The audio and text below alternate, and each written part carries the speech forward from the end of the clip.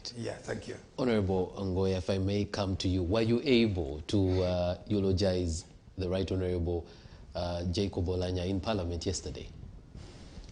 Thank you so much, Gabriel, and thank you, CTV, for giving us an opportunity. I was not able to eulogize him yesterday because it was a big house. It was a big house, and even those that managed, 2 minutes to 3 minutes. 2 minutes. So for me, the justice you have actually done is to give me an opportunity to eulogize him. It may not enter into the answers, but I do it now. I have been hearing about the late while I was at Chambogo University, and followed through. The closest I actually got to him was when we were asked the new leaders after elections, the new leaders of Karamoja. Both the LC5s and the MPs had an opportunity to draw an agenda. We said an agenda for 5 years to sort of change or transform the region. And it so happened that he was invited to sort of take us through his own impressions, having survived the LRI war, and how his work was able to shape the northern Uganda to the state in which it is now. And we had a lot of fruitful discussions, both listening to him, but also listening to our discourse and trying to help us put our heads together to sort of jumpstart the region. And that was about around April. Then later on, I had an opportunity to meet him while we were at Chankwanzi together with Musila. He'd popped in to meet the new MPs who were getting an induction, the NRM MPs. And that was one other opportunity for us to be able to interact with him.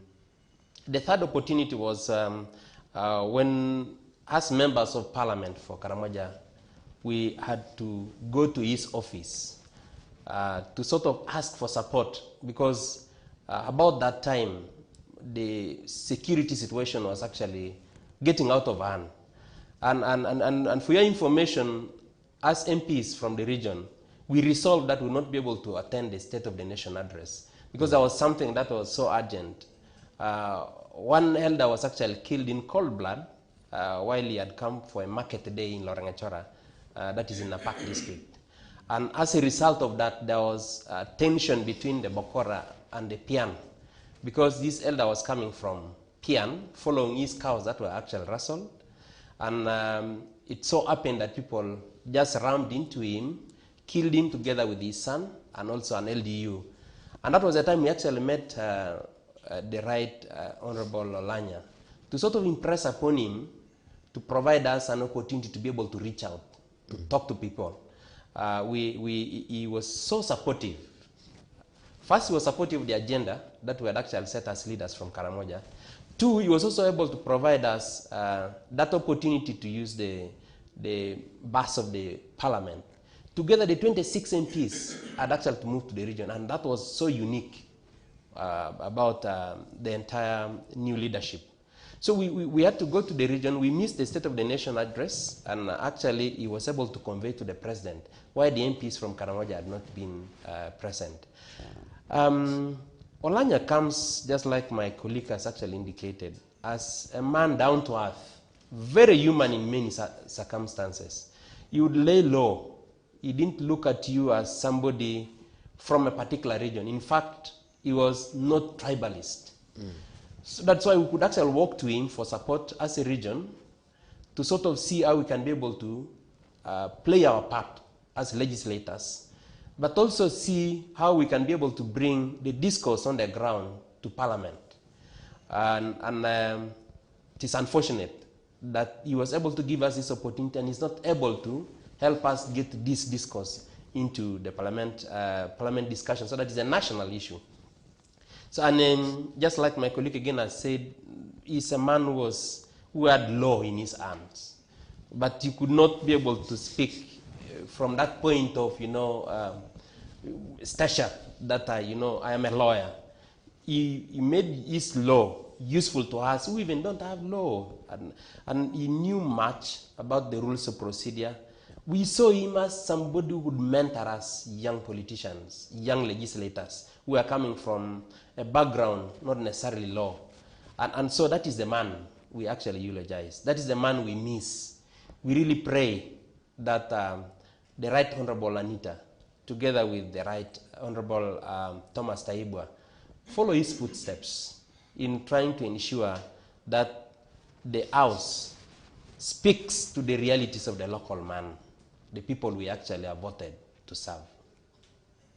Right. And since you were in the House yesterday, what are some of those key things that Parliament decided on, you know, in order to keep his legacy going, that you think are important for the Ugandans to know? Because certain times people wonder, is it even necessary to, you know, have a body go to Parliament and have all that time discussing? Yeah, two things come to mind. Of course, again, like we said, the body politic of Parliament is to legislate. And one of the things was, how do we carry forward this legislative role from a point of research? So one of the things that Parliament resolved, because everybody was actually saying we need to be abreast as parliamentarians, we need to be inducted. As of now, Parliament has not inducted any new MPs. And so there was a call to be able to induct the parliamentarians so that they understand how business is actually run. Two, there was also a call, of course, to invest a lot on the support from the whole legislators. Remember, we're basically saying we count on the mentorship of those people that are already there.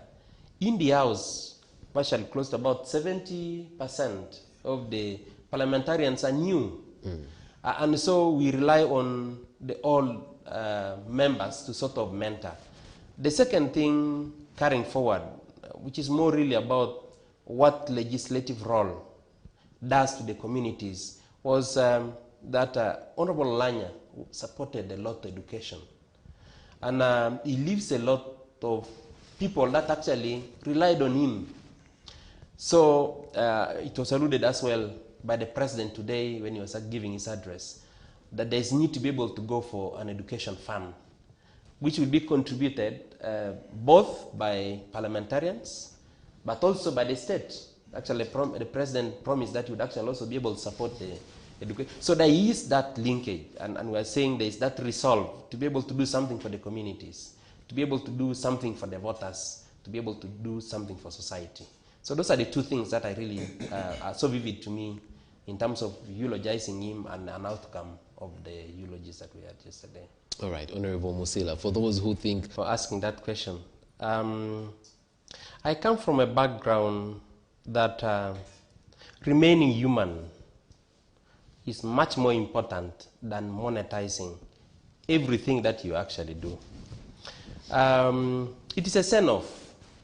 And when we start talking about money, we lose the essence of what we are doing. Just like my colleague John has already alluded, we are looking at this person that has made a contribution to the nation.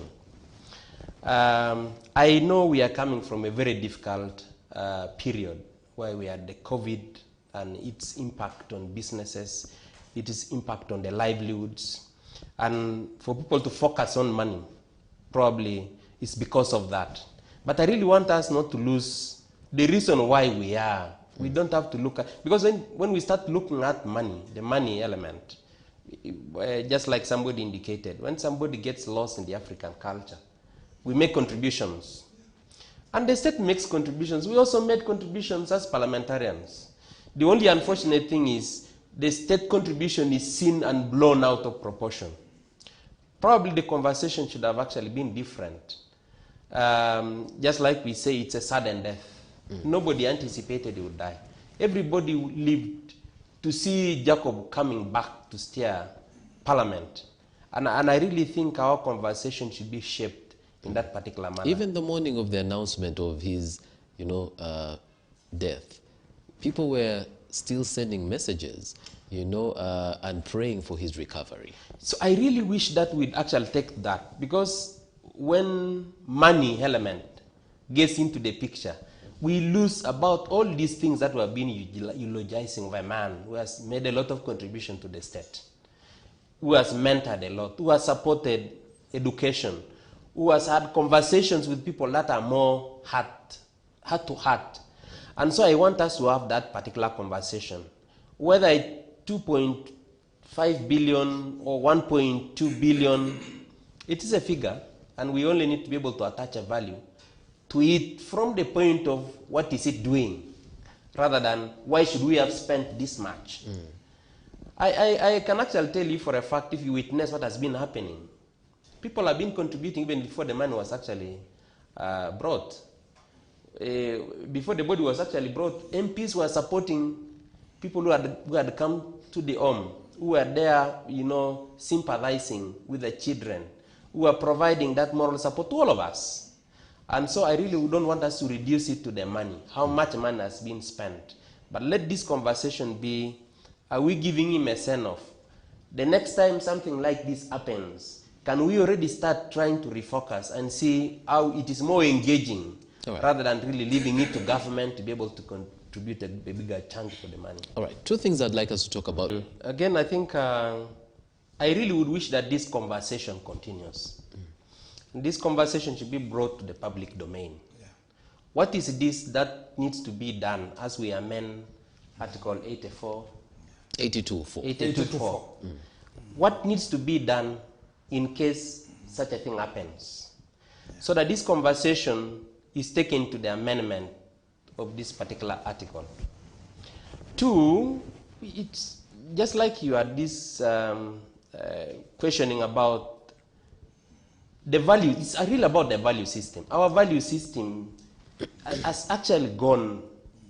There is nothing I may be proud to say is Karamojong. There is nothing I may be proud to say is Mugisho. You can be proud to say it's Madi. Our value system has actually gone to the dogs. And we need to be able to see how this Ministry of Ethics and Integrity can help us salvage something out of it.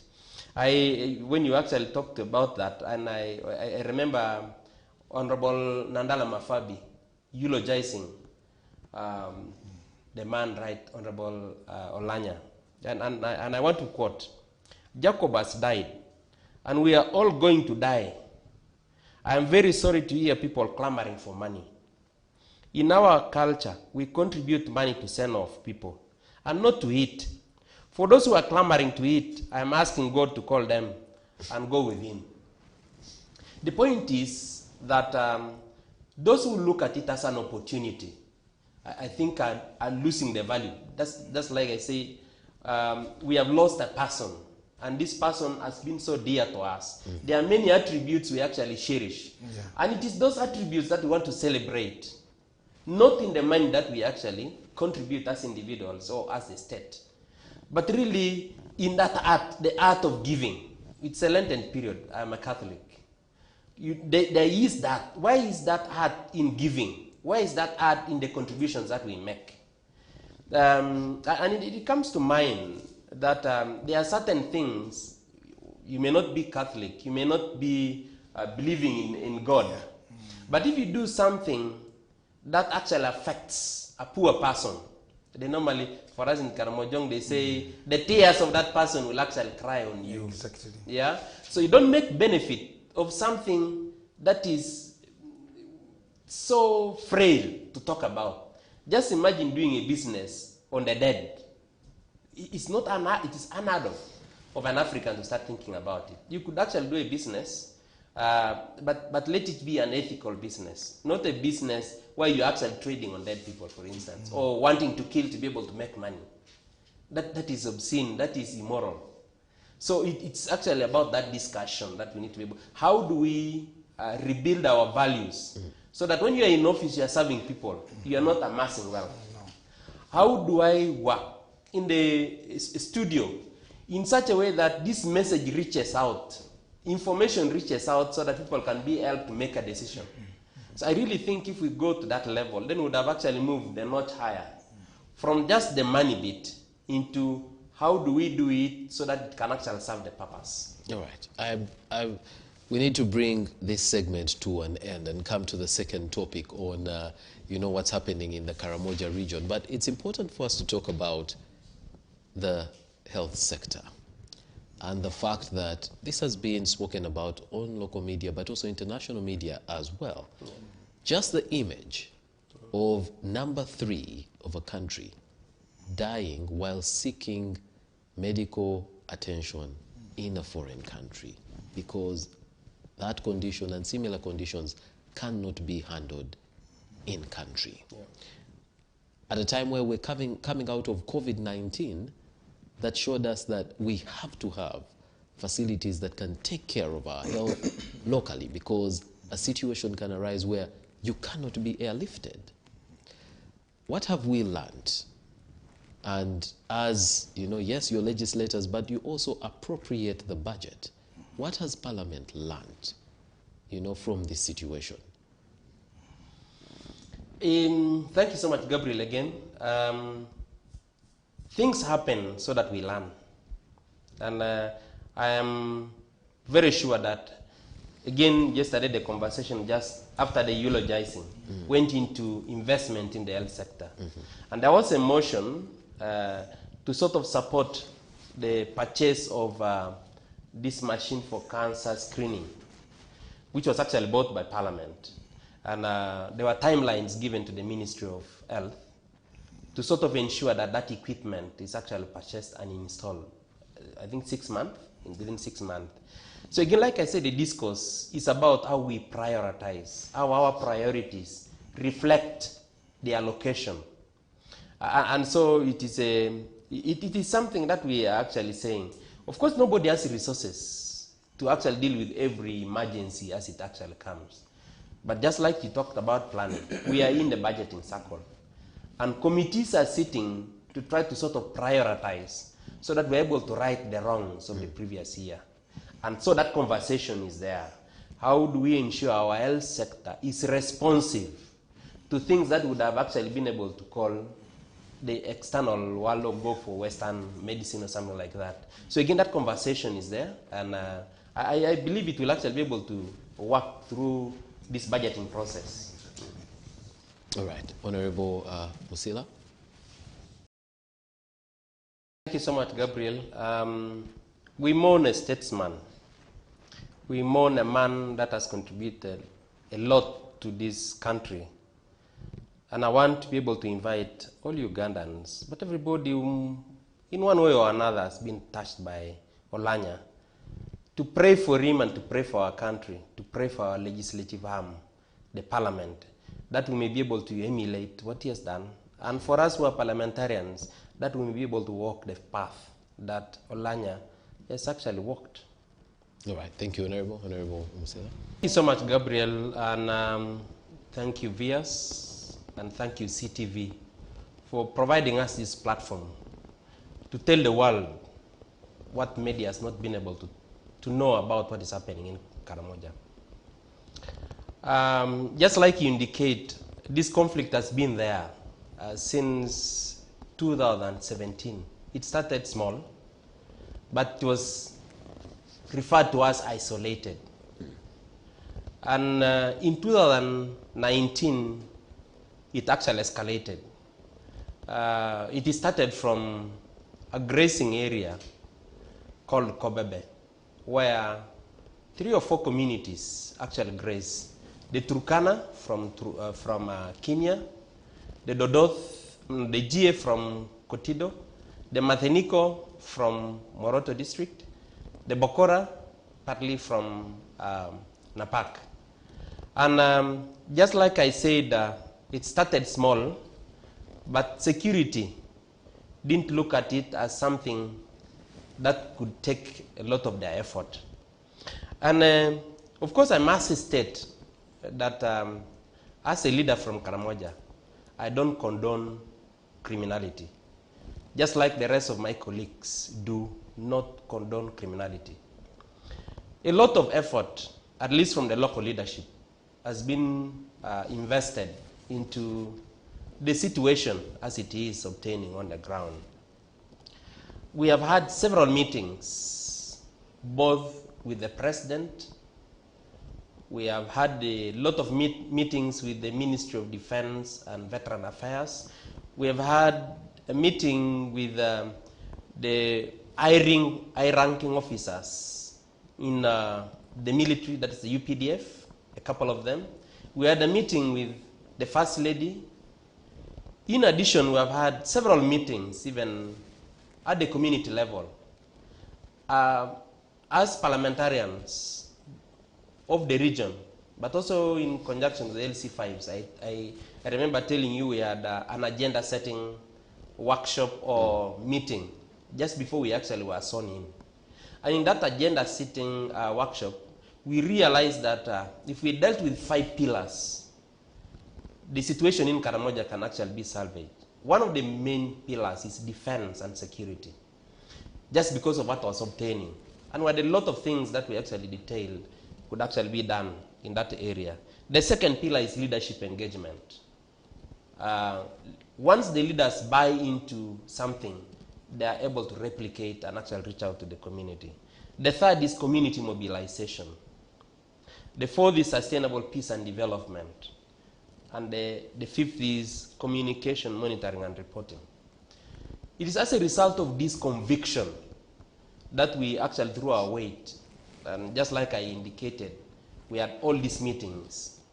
Some in Moroto and across the region, we actually moved. We had a peace caravan that we started around June the 24th, thanks to the late Olanya, who actually granted us a parliamentary bus to actually move through the region, only 26 of us. And we also engaged the military. We engaged the RDC's office, we engaged the LC5s, all the LC5s.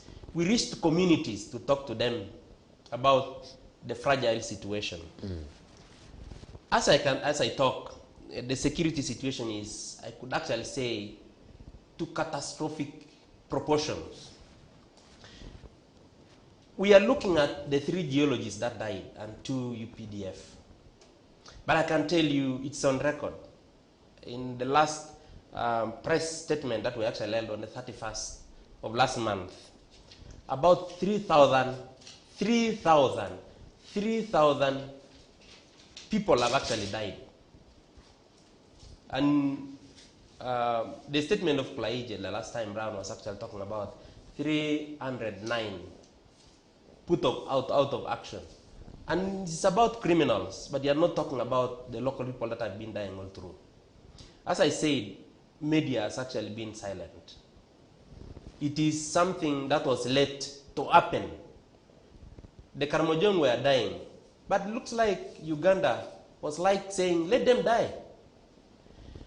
I must say that as the leadership, and of course we have always had these excuses by the UPDF, that the leaders are not doing enough. Kulaiji actually stated it, and the last time Ronald Kakurungu, who is the spokesperson of... Deputy spokesperson. Yes, said MPs from Karamoja should get off the TVs and get back home. The problem in Karamoja is not exactly a military one. I think it's a failure in leadership back at home. I've already alluded to you the many things we have done, even before being sworn in. The many engagements with the military, the many engagements, even with the first person in this particular country. We have held. And if I remember correctly, from the meeting with the president, there were, action points. Absolutely. I forget how many, 21 or something there were like 21 that. 21 action points. Directives that were actually made in the meeting on the 24th of September 2021. Deployment at sub-county level was supposed to be done. Mobility of intelligence, surveillance. I can tell you, Gabriel, it is a decimation of an entire group. And as a result of the security situation, you are seeing a lot of street children around. The thing that actually was supposed to be for Karamoja alone now is extending to the neighbors. Just because we have not put off the fire that has actually been there for the last 3 years, we are now feeling the pinch. Only yesterday, there was this, and today I think there is this talk about displacement of people in Kapelibion. But that is half a story. What happened actually 2 days ago was 3 young men were hacked to death in Kapelibion. Do you know who hacked them to death? And again, it is our neighbors, the Iteso. As a result of the dry spell, the only place where our people can actually be able to find water and pasture is actually to the neighborhood. So many of our kraals have actually moved towards Kapelibion. It is not the leaders moving them. The local communities have an engagement with their neighbors to allow them to be able to graze and water their animals. So this one unfortunate incident was one border man carrying 3 young men to the kraal to go and get a cow to sell because of the distress that is there now. So because there was no agreement between this young man, border man, with these guys who are actually being dropped, they disagreed on the amount of money that was paid. And it was already getting late. So these guys were abandoned somewhere before the kraals. And because of the kind of animosity that exists, they were mistaken to be raiders. They were lynched and hacked. 3 of them dead. Lopuli Jeremiah from Kalesa, which is in Lopei. Lokut Oduka from Lomokori, which is in Apetolim. And Udon, 3 dead. 1 elder, Achia Lobian from Kokorio, was actually beaten and maimed. He was actually carried to the hospital by the LC5 chairperson. His son was actually beaten. And this is a situation where we rely on our neighbors in distress. But our neighbors, because of the kind of thing they actually talk about us, they actually mistake, and criminals take advantage. All right. So that is what actually happened. So we are basically saying it's not about the leadership. It is about the security agency sleeping on duty. All right. I'm going to come back. Gabriel, when you see people die and you hear death every day, you should actually be able to ask questions. Just like my friend John has already alluded to that. The guns are a preserve of the security. And where there is criminality, you go for criminals, but at the same time ensure that the stores of government are actually recovered. Now, where that doesn't happen, you know that there is something wrong.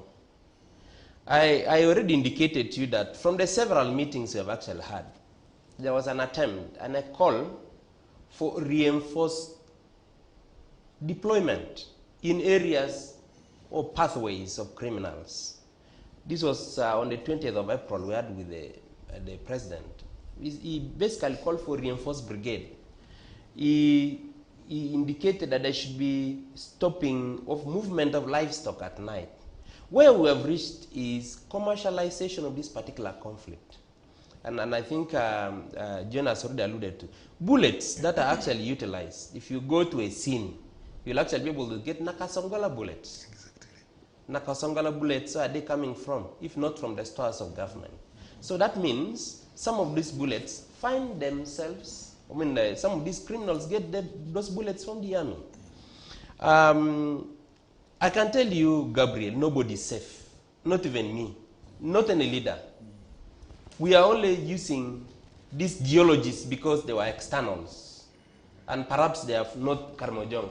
If it were Ngoya John Bosco dead, and probably any other person, nobody would bother. They would just say it is the Karmojong killing themselves. But security is supposed, the role of the army is to safeguard the territorial integrity. Where you have Turkana coming into the country with guns, whom do you blame? Where you have the Toposa allying with the Dodos to get guns, whom do you blame? When Honorable Musila says these are relatives, families split by, a border that has been created by colonialists. Yeah. Therefore, these are people coming back to their, relatives. I must state that the situation in Turkana is dire now. It's quite dry. And what they do is to rely on Karamoja. But you cannot allow criminal elements. I mean, there was a memorandum of understanding signed by the two presidents, Uhuru Kenyatta and President Museveni, in September 2019. But this memorandum of understanding doesn't have to allow criminals working with guns and actually terrorize the citizens. We have been calling for that. Can we make sure that these known routes where the guns come into the country are actually blocked? Now, criminality is not anything that is acceptable, not even by me. No. The section 266 of the Penal Code stipulates that cattle rustling is a crime. Exactly. Deal with it as a crime. If you get somebody stealing, arrest, and ensure that you recover the guns that were utilized. What is happening now is when there is a follow-up, there will be a record of the number of cows recovered, but you don't deal with the criminals that actually have guns. That is why there is a problem. Part 4 of the UPDF Act 2005 details operational offenses, and now you need to be able to deal with that. If guns and ammunition are actually getting into the hands of wrong elements, then you should actually be able to pursue them. Criminalizing the whole group doesn't solve a problem, and that's what we are basically making a statement. If there are criminal elements, why can't we be able to deploy appropriate force to be able to deal with it? How can this problem be allowed to go on for 3 years without a firm stand on it until the 3 geologists are dead with the 2 UPDF? There are many others that have actually died prior to that. So that's actually the statement we're actually making. That if the role of security agencies is to protect, defend the citizens, how come we allow 3,000 people to die and we are not doing much to be able to salvage the situation? So that is really what we are basically trying to call. Deal with the criminal elements. A case of Kapeli Biong, it's about criminals hacking individuals. Now you blow it out of proportion as if there was a raid. In fact, after that, the killing of the 3 people, there was a community from Kanyangareng village from Kapeli Biong that actually went to the watering point and scattered the cattle of the Karmojong. So the raiding is not by the Karmojong, the raiding is by the Iteso. We are basically asking for their magnanimity to actually take us until the wet season where we actually have water and grass. So that is really why we're basically saying, if there is criminality, deal with the criminality. You don't have to say all the Karmojong are bad. Go for criminal elements. There are situations where the local community has cooperated and identified criminal elements. Handed over to the UPDF. 2 or 3 days, they're back in the community terrorizing. So who is actually not doing his part? The leaders continue talking to the communities. I told you, since we were actually elected, we have actually been talking to the communities, reaching out to the kraals. But we need to make sure that where there is criminality, we're able to put a stop so that the rest can actually be able to breathe. Okay. But you allow criminality to go side by side with the good things that you're actually doing. So they work it out. The UPDF says that these issues, yes, of business people being involved and arming, rearming, are being investigated. Issues of UPDF soldiers being involved, especially, defying the directive that, cattle should not be transported without being checked and without the security committees giving, a go-ahead, that those are also being, investigated. Does this give confidence to you as the leaders? No, and Gabriel, I say no. It can't.